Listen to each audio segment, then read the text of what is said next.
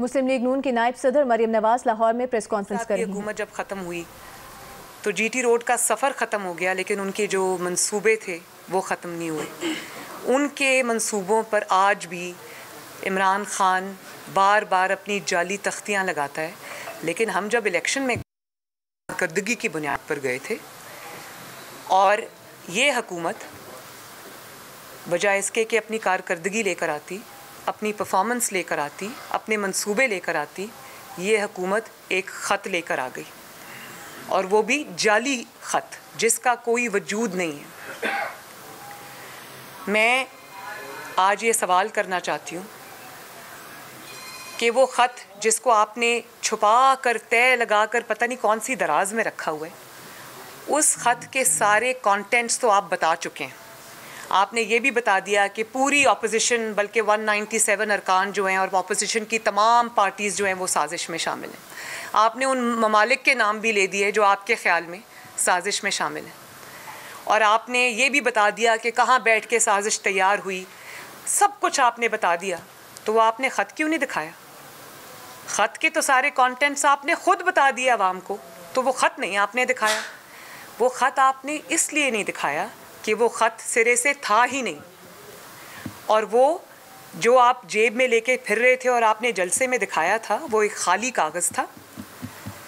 अगर इतना ही वो ख़त था और कोई साजिश थी तो आपको सुप्रीम कोर्ट के सामने वो ख़त को रखना चाहिए था, पाकिस्तानी कौम को वो ख़त दिखाना चाहिए था। और जो शख्स जिसका नाम इमरान ख़ान है, चंद दिन कुर्सी से चिमटे रहने के लिए पूरे आइन को के ऊपर ख़ुद कुछ हमला कर सकता है, पाकिस्तान का तमस्खर बना सकता है, तमाशा बना सकता है, आइन को तोड़ सकता है। वो ये बात अगर कहे कि मैंने इसलिए वो ख़त नहीं दिखाया कि कौमी सलामती का मसला था, तो मुझे तो हंसी आती है इस बात पे। आइन तोड़ना आपके लिए आसान है, लेकिन ख़त दिखाना आपको मुश्किल लगता है। मैं आपको ये बताना चाहती हूँ कि वो ख़त जो था उसमें कोई ऐसी ना कोई बात थी, ना ज़िक्र था। मिनिस्ट्री ऑफ फॉरेन अफेयर्स में बैठ के उस ख़त को ड्राफ्ट किया गया, जिसको ये केबल्स या मरासले का नाम देते हैं। ये मिनिस्ट्री ऑफ फॉरेन अफेयर्स में बैठ के उसका सारा सियासी नोक पलक जो है वो दुरुस्त की गई। और क्योंकि इनको पता था कि ख़त जब आवाम के सामने आएगा या कौम के सामने आएगा या मीडिया के सामने आएगा तो पोल तो खुल जाएंगे, क्योंकि हुकूमत तो एक ऐसी चीज़ नहीं है जिसमें आप वज़ीर आज़म एक खड़ा होकर झूठ बोल दे और वो उसका झूठ चल जाए। क्योंकि हुकूमत के अंदर और भी बहुत सारे इदारे इन्वॉल्व होते हैं, बहुत सारे स्टेक होल्डर्स होते हैं, जो उनके सामने अगर आप ये ख़त रखते जो कि आपने नहीं रखा तो आपके ख़त का तिया पांचा तो फ़ौरन हो जाता। और फिर आपने मिनिस्ट्री ऑफ फॉरेन अफेयर्स में बैठ के उस ख़त की ड्राफ्टिंग की, और जिस वक्त ये ख़त का ड्रामा आपने अगले दिन करना था उससे एक दिन पहले आपने पाकिस्तानी जो एम्बेसडर हैं या हाई कमिश्नर हैं जो अमेरिका में, उनको आपने रातों रात ब्रसल्स स्मगल कराया। उनको रातों रात ब्रसल्स भेजा, अमेरिका से उनको ब्रसल्स भेजा, क्योंकि आपको पता था कि ख़त का जब ये ड्रामा सामने आएगा तो अगर एम्बेसडर उस मुल्क में हुआ तो उससे सवाल होंगे। कहाँ हैं वो एम्बेसडर साहब? आज मैं सवाल करना चाहती हूँ, जो इस ख़त के मेन किरदार हैं वो कहाँ हैं? अगर इतनी सच्ची बात थी कि उनको मीडिया के सामने पेश करें, उनको सुप्रीम कोर्ट में आज पेश करें और बताएं कि क्या साजिश हुई है। तो ये ख़त ना था ना है, ये एक ड्रामा था जिसका पोल अब खुल भी रहा है और बहुत जल्दी खुलने भी वाला है। फिर आपने कहा, आपने नेशनल सिक्योरिटी कमेटी को, NSC जिसको कहते हैं, उसको आपने इस्तेमाल किया अपनी सियासी मकासद के लिए। आपने उसके एलामिये का गलत इस्तेमाल किया। और सबसे पहले तो मैं आपसे ये पूछना चाहती हूँ कि जब उसके एलामिये में कहीं ये ज़िक्र ही नहीं है कि कोई साजिश हुई है या कोई इसमें हिस्सेदार है, तो आपने नेशनल सिक्योरिटी कमेटी जैसी कौमी जो एक फ़ोरम है उसको आपने किस तरह अपने सियासी मकासद के लिए इस्तेमाल किया? किसने आपको हक़ दिया कि आपने एक वो वाला इदारा या वो वाली कमेटी या वो वाला फ़ोरम जो पाकिस्तान के कौमी मसाइल के लिए, पाकिस्तान के सिक्योरिटी थ्रेट्स के लिए, जो इतने सीरियस जो मसाइल होते हैं उनके लिए वो कमेटी बनी है, तो आपने उसको अपने सियासी मकासद के लिए इस्तेमाल किया। वो नेशनल सिक्योरिटी कमेटी है, इमरान बचाओ कमेटी नहीं है। आपने उसको भी इस्तेमाल किया और आपने ये तासुर दिया कि इदारे आपके साथ शामिल हैं, जबकि कोई आपके साथ इस झूठ में शामिल नहीं है। उन्होंने बहुत, मैं ये पाकिस्तान के जो मिलिट्री इदारे हैं, सिक्योरिटी इस्टेब्लिशमेंट है, मैं उनको ये कहना चाहती हूँ कि आप आइए और इस बात में आप कौम को वजाहत दें।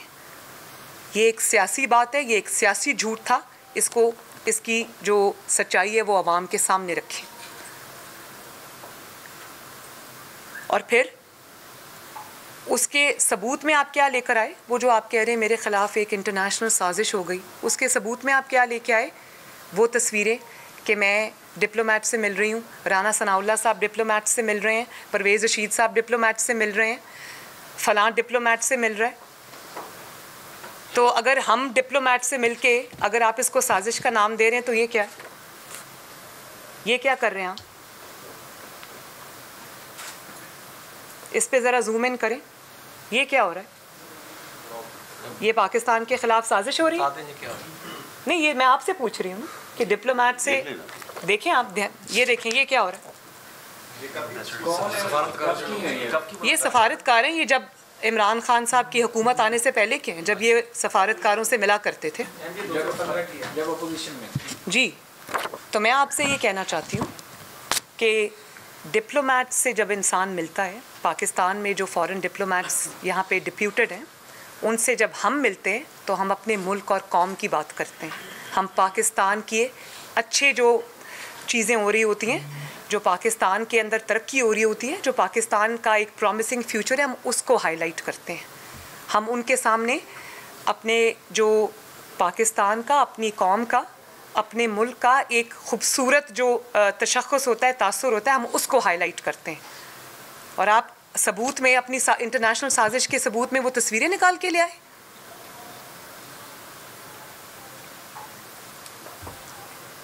और मुझे इस बात की खुशी, आज सुबह मैं टीवी देख रही थी तो एक सर्वे आ रहा था, आज ही वो सर्वे आया है जिसमें लिखा हुआ है कि 65% पाकिस्तानियों ने इस मुल्क की गैर मुल्की साजिश का बिल्कुल उन्होंने इस पे यकीन नहीं किया।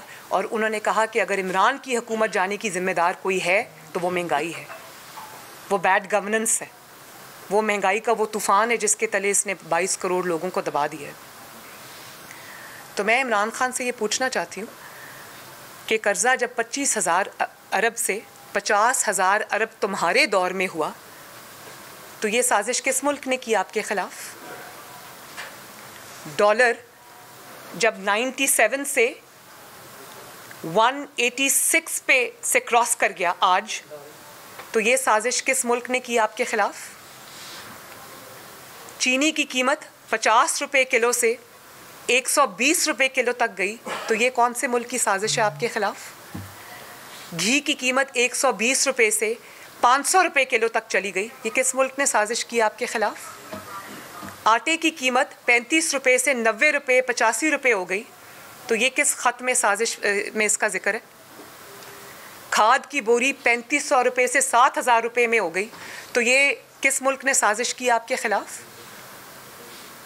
और आप ये समझते हैं कि आप अपनी बदतरीन कारकर्दगी के बाद जो 3.5 साल आपने आवाम का खून चूसा है, आप ये समझते हैं एक ख़त दिखा के आप चुप करके नीचे से निकल जाएंगे? और आप ये समझते हैं कि जो आपके ख़िलाफ़ महंगाई का एक तूफ़ान, एक जो आवाम के दिलों में तूफ़ान था, वो आपके इस ड्रामे से ख़त्म हो जाएगा?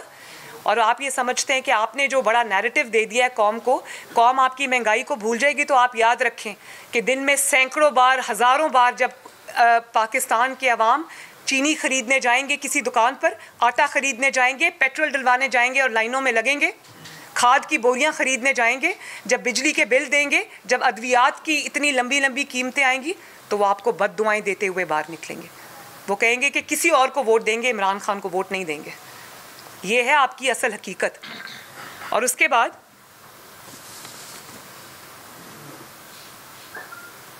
आपने जब चंद दिन इक़्तिदार में रहने के लिए आपने आइन के, पाकिस्तान के आइन को तोड़ दिया, सिर्फ चंद दिन के लिए। और मैं आज आपको बता दूं कि वोट ऑफ नो कॉन्फिडेंस से भी इन्होंने घर जाना था और घर इन्होंने असेंबली तोड़ने से भी जाना था। लेकिन ये असेंबली तोड़ने की तरफ क्यों गए? असेंबली तोड़ने की तरफ ये सिर्फ इसलिए गए कि इनको ये पता था कि अगर कोई और जमात ऑपोजिशन में से आ गई, चाहे वो महीने के लिए इक़्तिदार में आई, वो मुझे नहीं छोड़ेगी, क्योंकि इनके ख़िलाफ़ इतने बड़े बड़े करप्शन के स्कैंडल्स हैं कि ये अफोर्ड ही नहीं कर सकते कि ये एक दिन भी हुकूमत से बाहर रहें। और मैं आपको ये बता दूं कि पाकिस्तान का आइन 4 डिक्टेटर्स ने इतने बदतरीन तरीके से नहीं तोड़ा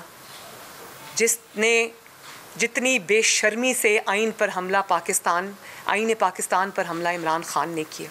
और सिर्फ चंद दिन इक़्तिदार से चिपके रहने पर, और सिर्फ इसलिए कि मैं गिरफ्तारी से बचने के लिए। तो कब तक बकरे की माँ कब तक खैर मनाएगी?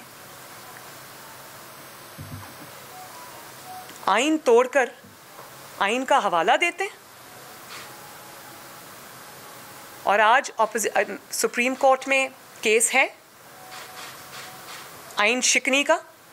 तो मैं ये कौम को बताना चाहती हूँ कि आज दरख्वास्त गुजार ना अपोजिशन है, दरख्वास्त गुजार ना पीडीएम है, और ना आज सुप्रीम कोर्ट ऑफ पाकिस्तान में दरख्वास्त गुजार कोई पॉलिटिकल पार्टी है या कोई सियासी जमात है। आज सुप्रीम कोर्ट में दरख्वास्त गुजार पाकिस्तान का आइन है, जिसके ऊपर इमरान खान ने अपनी चंद दिन की हुकूमत बचाने के लिए खुदकुश हमला किया है। और आप आर्टिकल 5 की बात करते हैं, आप डेप्यूटी स्पीकर की रूलिंग की बात करते हैं। भाई, वो डेप्यूटी स्पीकर की रूलिंग नहीं थी, वो रूलिंग ये कह रही थी कि मैं आइन को नहीं मानता। और पाकिस्तान के अंदर या किसी भी मुल्क के अंदर स्पीकर आइन के ताबे होता है, आइन स्पीकर के ताबे नहीं है। और आज अगर स्पीकर कोई गैर आइनी हुक्म दे, आइन के ख़िलाफ़ जाके कोई हुक्म दे, तो क्या उसको कहीं छुपने की इजाज़त होगी? उसको कोई इम्यूनिटी हासिल होगी, या उसको पार्लियामेंट की कार्रवाई कहकर छुपा दिया जाएगा? अगर आज आइन के ख़िलाफ़ स्पीकर कोई हुक्म देता है तो आप उसको पार्लियामेंट की कार्रवाई कहकर उसके अंदर नहीं छुपा सकते। वो एक संगीन जुर्म है, आइन में उसकी सज़ा वाज़े है, वो है आर्टिकल 6। तो या तो फिर वो ऑपोजिशन के 200 अरकान गद्दार हैं और जिनको वो रिप्रेजेंट करते हैं, जो कि 80% ऑफ पाकिस्तान है या 85% ऑफ पाकिस्तान है, या तो पूरा 85% या 90% ऑफ पाकिस्तान गद्दार है, तो या फिर इमरान खान गद्दार है। और ये भी मैं आपको बता दूं कि आइन में गद्दारी की सज़ा आर्टिकल 6 है। और ये कोई ऐसी बात नहीं है कि बच्चों के खेलते खेलते कोई खिड़की का शीशा टूट गया जिसको दोबारा फिक्स कर देंगे। यहाँ पर पाकिस्तान का आइन टूटा है, इसकी सज़ा पाकिस्तान के आइन ने उसका तयन कर दिया है। और वो सज़ा अगर ना मिली तो ये पाकिस्तान के लिए, देखें आज सुप्रीम कोर्ट ऑफ पाकिस्तान, जितनी भी अदलिया है या जितने भी इंस्टीट्यूशंस हैं पाकिस्तान के, या सियासी जमातें या कुछ भी है, वो सब आइन से जन्म लेते हैं। तो उस आइन की हिफाजत हम सब उसके कस्टोडियंस हैं, उस आइन की हिफाजत हम सब की ज़िम्मेदारी है। और अगर ये प्रेसिडेंट अलाउ कर दिया गया पाकिस्तान के तारीख़ के अंदर, अगर ये एक प्रेसिडेंट सेट कर दिया गया और इसकी सज़ा मुतय्यन नहीं की गई, इमरान खान को आइन तोड़ने की सज़ा नहीं दी गई, तो कल को कोई भी आइन को रोनता हुआ पाँव के नीचे निकल जाएगा और उसको पूछने वाला कोई नहीं होगा। तो मैं बतौर पाकिस्तानी आप सब की तरह बहुत कंसर्न्ड हूँ इस बात पर कि ये कोई खिड़की का शीशा नहीं टूटा, आइन टूटा है। और फिर अगर इतना सवाब का काम आप कर रहे थे, साजिश को नाकाम कर रहे थे, तो जल्दी जल्दी आपने रूलिंग पढ़ने के बाद असद कैसर का नाम क्यों पढ़ दिया? डेप्यूटी स्पीकर साहब रूलिंग पढ़ें, जल्दी जल्दी ऐसे ऐसे पढ़ें और उसके बाद कहते हैं असद कैसर। यानी कि मैं इस गुनाह में शामिल नहीं हूँ। असद कैसर साहब तो वैसे ही दौड़ गए, वो तो आए ही नहीं, क्योंकि वो स्पीकर हैं, वो जानते हैं कॉन्स्टिट्यूशन को, वो जानते हैं कि इसकी सज़ा आर्टिकल 6 है। तो वो तो आए नहीं, उन्होंने तो आराम से डिप्टी स्पीकर को आगे कर दिया। डिप्टी स्पीकर भी काफ़ी होशियार हैं, उन्होंने आखिर में जल्दी जल्दी असद कैसर का नाम पढ़ दिया। लेकिन बात यह है कि ना असद कैसर वो भी मुजरिम है, ना डिप्टी स्पीकर सूरी साहब वो भी मुजरिम है, लेकिन सबसे बड़ा मुजरिम इमरान खान है, जिसने वो पर्ची सूरी को लिख कर दी थी, जिसके ज़रिए उसने आईने पाकिस्तान पर हमला किया।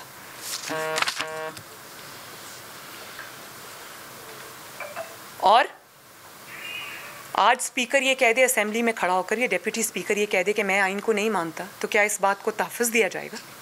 इसको पार्लियामेंट की कार्रवाई कहकर इससे आंखें बंद कर ली जाएंगी? क्या स्पीकर अपनी रूलिंग से आइन की धज्जियाँ बखेर सकता है? क्या स्पीकर अपनी एक रूलिंग से आइन की धज्जियाँ उड़ा सकता है? और ये मामला असेंबली तोड़ने का नहीं है, ये मामला पाकिस्तान के आइन तोड़ने का है। सदर पाकिस्तान को असेंबली तोड़ने की सिफारिश नहीं भेजी गई, उनको पाकिस्तान का आइन तोड़ने की सिफारिश भेजी गई है। और फिर हर रोज़ हम देखते हैं कि किसी दिन अपनी हुकूमत जाने का ये मातम कर रहे होते हैं कि एहतजाज की कॉल दे दिए, किसी दिन वो सेलिब्रेट कर रहे होते हैं। और मैं इबरत का निशान है ये शख्स इमरान खान, उधर कहता था मेरे जलसे में 10 लाख लोग आएंगे, वो 10,000 लोग भी नहीं पूरे पहुँचे वहाँ पर। और उसके बाद से रोज़ कभी एहतजाज की कॉल देता है, कभी सेलिब्रेशन की कॉल देता है। उस दिन इसने एहतजाज की कॉल दी तो पूरे 3 ख़वातीन और 5 मर्द एहतजाज के लिए आए, और वो एहतजाज पूरा का पूरा एक पुलिस मोबाइल वैन में पूरा आ गया, जिसको मोबाइल पुलिस उठा के ले गई। ये तो हाल है।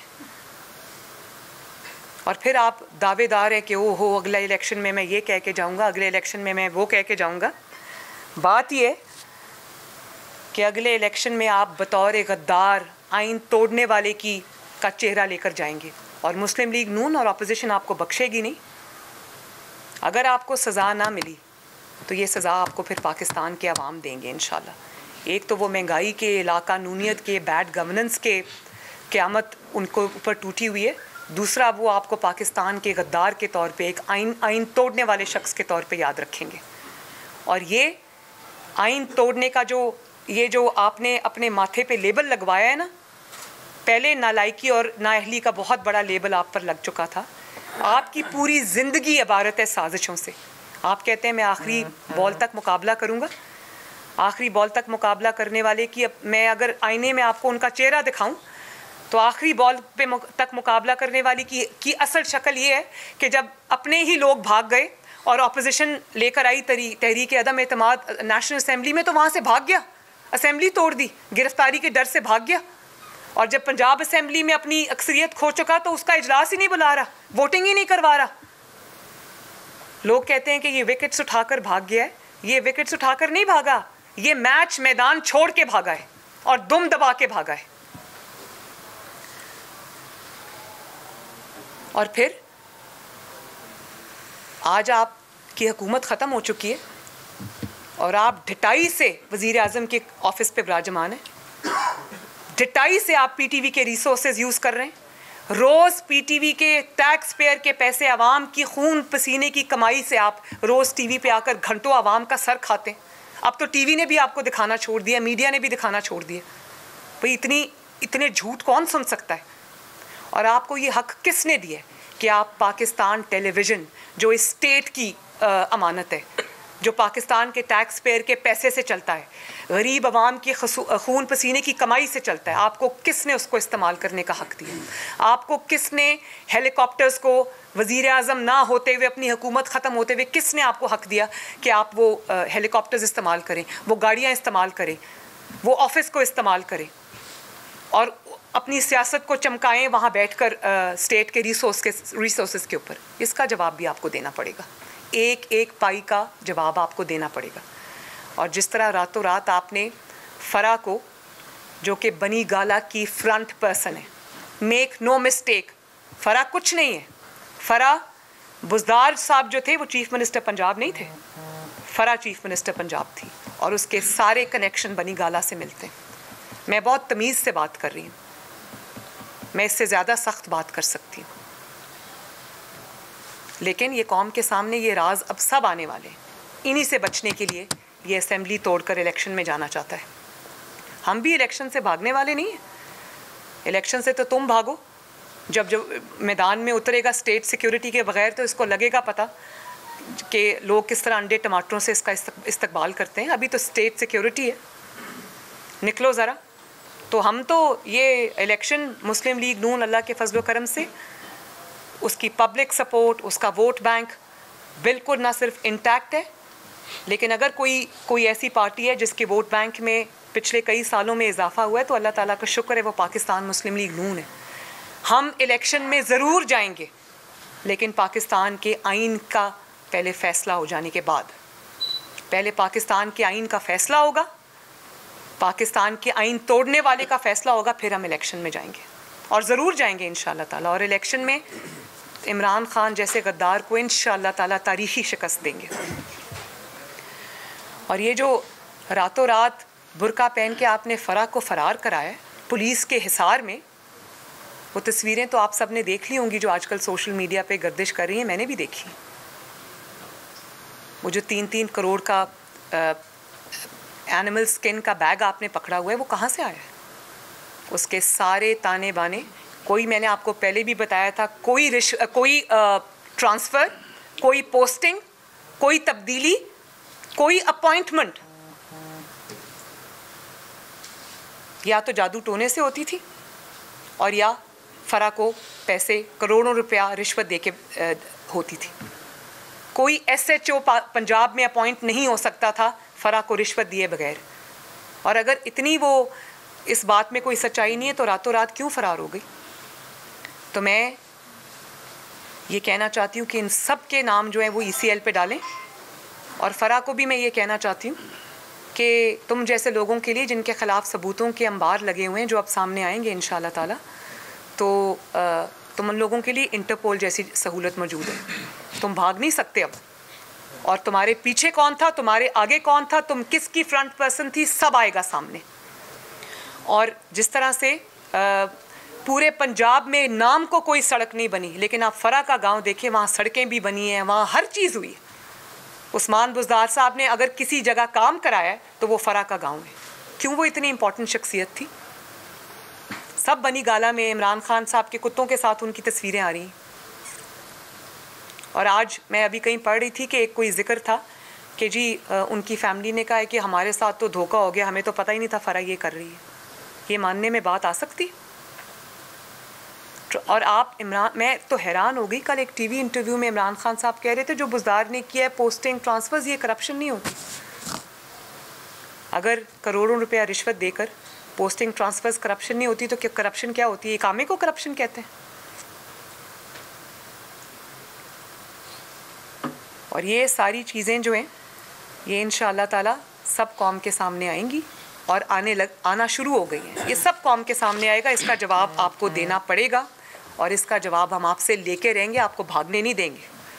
जी मरियम साहब, ये बताइएगा कि जो आप पंजाब में हो रहा है, खान साहब आज पहुँचे हैं यहाँ पर, तो आज ही पंजाब असम्बली का इजलास भी 6 के बजाय 16 को कर दिया गया है। जी परवेज़ अली आप लोग के कैंडिडेट थे और फिर परवेज़ अली ने कहा कि मरियम साहिबा को मैं अच्छा नहीं लगा, जिसकी वजह से मुझे वज़ारत आला से जो है अपने मुतहदा पोजीशन हटा दिया। इस पर क्या कहेंगी? और जो पंजाब के अंदर हो रहा है इसके अंदर क्या कहेंगी? आप लोग क्या करने जा रहे हैं? क्योंकि इनके आपकी 15 से 20 लोगों की रुकनीत भी मुअत्तल की जा रही है। आज मैंने सुना है गवर्नर्स हाउस में कोई इजलास था जिसके अंदर PTI के 54 या 55 अरकान नहीं शरीक हुए, नहीं थे वहाँ पर। तो और इतने वो बेचारे घबराए हुए हैं कि रोज़े में पानी मांग रहे थे। तो मैं तो ये कहना चाहती हूँ कि अगर आपके लोग पूरे हैं तो फाउल प्ले क्यों करते हैं? आए ना, ज़रा सामने आए। परवेज़ इलाही साहब भी आ जाए, हमज़ा शहबाज शरीफ साहब भी आ जाए, वोटिंग करवा लें। फिर डर किस बात का है? फिर इतने दिन इजलास क्यों आगे कर दिया? फिर गवर्नर्स क्यों तब्दील हो रहे हैं? तो मैं तो ये बड़ा सिंपल सा क्वेश्चन है भाई। अच्छा ये फरमाइएगा कि आपने एक मुतालबा किया है कि सिक्योरिटी एस्टेब्लिशमेंट इस खत के हवाले से अपनी पोजीशन वाज़े करे, तो आप क्या समझती हैं कि एक जो नैरेटिव बिल्ड हुआ था पिछले 2-4 माह में, 6 माह में, कि आप ये कह रहे थे कि इदारे जो हैं वो गैर जानबदार हैं, पर अब भी वही स्टेटस है कि आपका एतमाद उसी तरह बहाल है? देखिए, जब आपने बात की कि अपनी पोजीशन वाजे करें, मेरा ख्याल है कि मोर और लेस पोजीशन तो वाजे हो चुकी है। आज रॉयटर्स का मैं पढ़ रही थी उनका जो आर्टिकल है, उसमें उन्होंने वाजे तौर पे ये कहा है कि किसी भी साजिश के तमाम सिक्योरिटी एजेंसीज़ को, उन्होंने कोट तो नहीं किसी को किया हुआ, लेकिन बिटवीन द लाइंस उन्होंने बहुत कुछ कह दिया और उसमें उन्होंने कहा कि कोई शवाहिद नहीं मिले। भाई कोई बात जब थी नहीं तो शवाहिद कहाँ से मिलेंगे? तो ये तो चीज़ एम्पली इस्टेब्लिश हो गई है कि ना कोई ख़त था ना कोई साजिश थी। तो ये सच जो है ये कौम की अमानत है और जो स्टेक होल्डर्स हैं उनको आके ये बताना चाहिए कि सच क्या है। मैंने कि जो आप जब से पाकिस्तान बना है तब से देखने में आ रहा है कि तमाम सियासी जमातें एक दूसरे के अरकान को तोड़ने में लगी हैं। मेरा आपसे सवाल ये है कि क्या ये बिल्कुल आईनी और जमहूरी है? अगर आपका जवाब नफ़ी में है तो ये फिर फरमा दीजिएगा कि आप में और उनमें फ़र्क क्या है? क्या आप सब इस हमाम में सब नंगे हैं और कोई इस ऐसी कोई तजवीज़ भी है आपके पास जो इस लानत से छुटकारा दिला सके? हम में और उनमें फ़र्क ये कि जब हमारी हुकूमत थी और हमारे लोगों को तोड़ने की कोशिश की गई तो उसमें पाकिस्तान के अवाम पे कोई मुसीबत के पहाड़ नहीं टूटे हुए थे। पाकिस्तान के अवाम, चाहे वो रेडी वाला हो या वो मज़दूर हो या वो दहकान हो, लोग 2 वक्त की रोटी खाकर अपने आराम से सोया करते थे और लोगों को रोटी मुयस्सर थी। उनके ऊपर ये नाअहली, नालायकी और लोड शेडिंग का और इस तरह से आसमान पे जो कीमतें पहुंच गई हैं, उनकी ज़िंदगी अजाब नहीं हुई थी। आज लोग ख़ुदकुशियाँ कर रहे हैं। तो उससे फ़र्क ये है कि आज पाकिस्तान के अवाम को इस नाअहली, नालायकी से निजात दिलाने के लिए मेरा ख़्याल है कि इसके अलावा और कोई रास्ता नहीं था। और मेरा ये ख़्याल है कि फिर भी इसको निकालना बहरहाल हर चीज़ से ज़्यादा ज़रूरी है। साहब ये बताइएगा कि आज रूसी वज़ारत ख़ारजा की जानिब से स्टेटमेंट आई कि अमेरिका और यूरोप ने इमरान खान को दौरा रूस करने से मना किया, इसकी सज़ा दी जा रही है। इमरान खान को अचानक उनके खिलाफ तरीके अदम एतमाद जमा कर दिया, स्टेटमेंट आई है। क्या आप समझते हैं कि रूस को पाकिस्तान के मामला पे मुदाखलत नहीं करनी चाहिए? और दूसरा मेरे को ऐड कर लीजिएगा कि आपने इससे कबल जहांगीर तरीन और अलीम खान की करप्शन अयान की थी, आज आप फराह खान की करप्शन अयान कर रही है। क्या इक़्तिदार के लिए जिस तरह अलीम खान को कबूल कर लिया गया, जहांगीर तरीन को कबूल कर लिया गया, वक्त आने पर फराह खान को भी नून लीग कबूल कर लेगी? देखें, जो जहाँ तक अलीम ख़ान साहब की बात है और जहांगीर तरीन साहब की बात है, तो वो अपनी बात का जवाब वो दे भी रहे हैं और ख़ुद दे भी देंगे। बात यह है कि जो दूसरा सवाल आपने किया, स्टेटमेंट है कि ये इमरान खान के खिलाफ पूरा कार्रवाई की जा रही है, अमेरिका की जानिब से अचानक जमा कराई गई है, तरीके में तमाम उनको रोका गया था तो दौरा रूस में। देखिए, मैं सियासी मखासमत में आकर मैं कभी भी कोई ऐसी स्टेटमेंट नहीं देना चाहती जिससे पाकिस्तान के किसी भी मुल्क के साथ कोई ताल्लुकात सफारती ख़राब हो। मेरे लिए बात करनी इस वक्त बहुत आसान है, लेकिन एक ज़िम्मेदार शहरी होने के नाते, एक अवाम का नुमाइंदा होने के नाते मुझे एहतियात से काम लेनी चाहिए। मैं इमरान खान नहीं हूँ जो मैं मुँह खोलूँ तो जब भी मुँह खोलूँ तो झूठ बोलूँ और पाकिस्तान अपना जो सियासी बदला है वो मुल्क से लूँ, ये मैं नहीं करूँगी। तो इस चीज़ को जो मुतल्लिका इदारे हैं वो देखेंगे। अच्छा मैडम, ये बताइए कि एनएससी ने जो इलामिया जारी किया गया था, अभी तक उसका कोई उन्होंने तरदीद जारी नहीं की, कोई अपना बयान जारी नहीं किया। क्या आप समझते हैं कि आप भी अंपायर न्यूट्रल है या फिर अंपायर? मैं इसका जवाब दे चुकी हूँ। बहुत तरदीदें आ चुकी हैं और इनडायरेक्ट तो बहुत आ चुकी हैं, डायरेक्ट भी आ जानी चाहिए। ठीक है जी। ये बताइएगा कि अगर सुप्रीम कोर्ट का फैसला भी नहीं आया, लेकिन अगर फैसला आ जाता है कि इलेक्शन होंगे, तो उस सूरत में आप लोगों का क्या लाया अमल होगा? देखिए, इलेक्शन होंगे, मेरा ख्याल है कि ये मुस्लिम लीग नून की नायब सदर मरियम नवाज प्रेस कॉन्फ्रेंस कर रही हैं।